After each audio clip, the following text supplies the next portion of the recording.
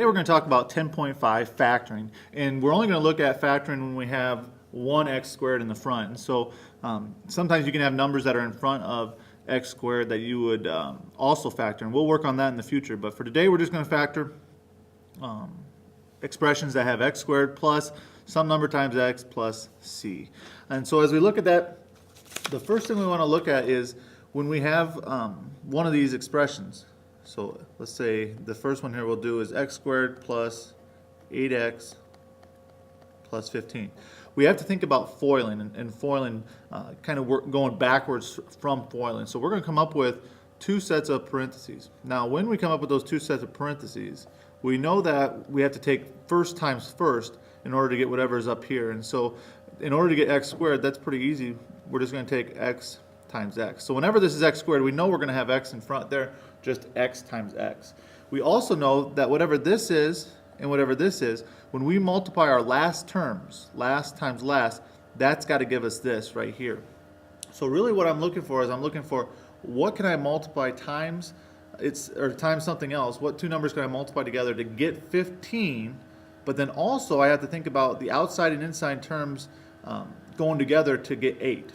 A nice way of thinking about this is to look at this right here.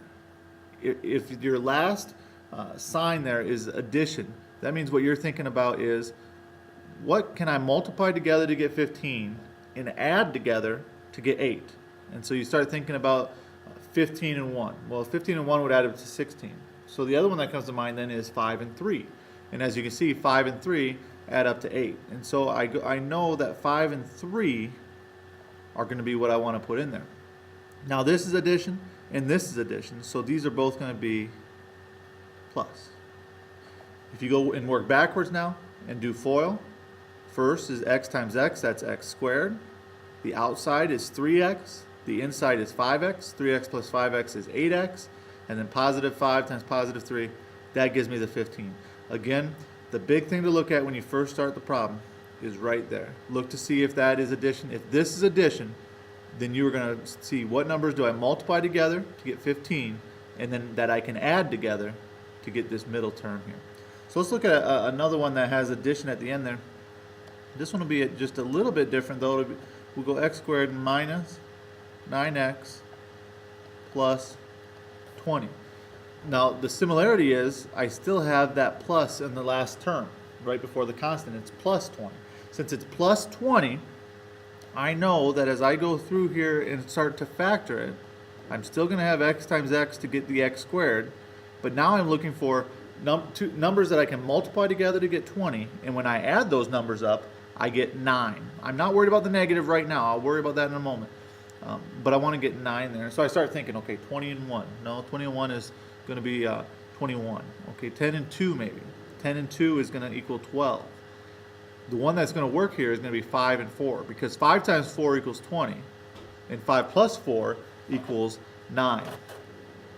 So as I go through here, I'm going to use 5 and 4, but since I'm trying to get negative 9x, I'm going to go ahead and subtract both. So again, we can check this as well. We can go through and look to see that this works and make sure that as I go through and multiply here, I can make sure that x times x, yep, that's x squared. X times negative 4, that's negative 4x. Negative 5 times x, that's negative 5x.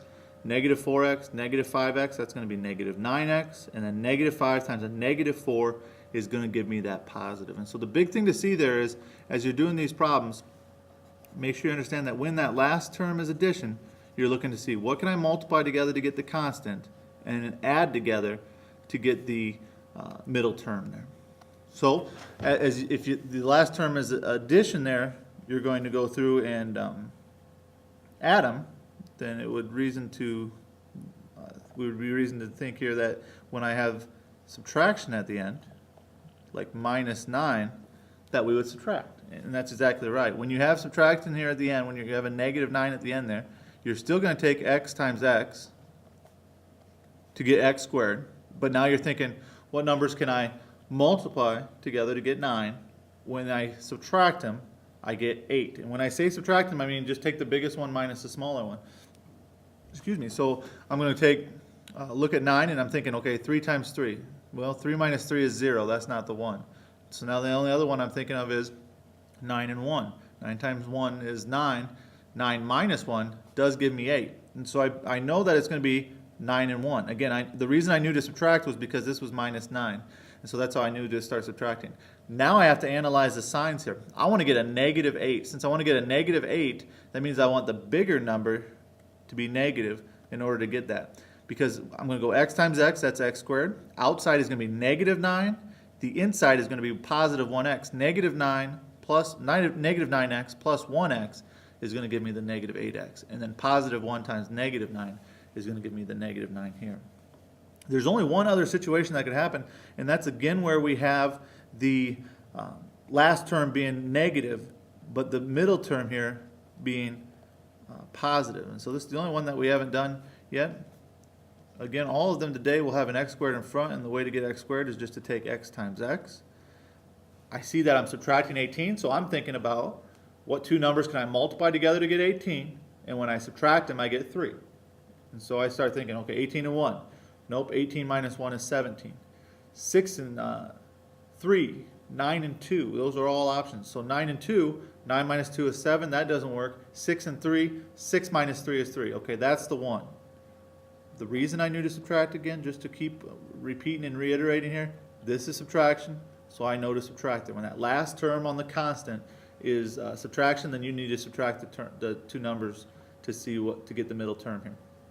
And so finally here, I have to get a positive 3x since I want the bigger one to be positive here, so that I get a positive. The 6 has to be plus, this has to be minus. So whenever you have a minus here, you're going to end up having different terms. You got to figure out where you put them in order to get the middle term to be positive, or over here in order to get the middle term to be negative. And so I have x plus 6, x minus 3. This is factoring, guys. We will work on this extensively.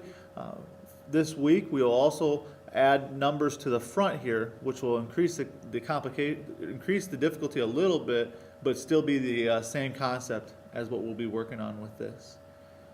The joke for the day isn't really so much a joke as just a thought. And I was looking in the sky the other night as I was at my house, and the weather's been so nice. I was sitting out and I saw this beautiful hot air balloon going over me, and it was really, really high up in the air. And I just thought to myself, at what point did people think, you know, we're going to be flying very high, we're going to have a whole bunch of fire in order to inflate the balloon?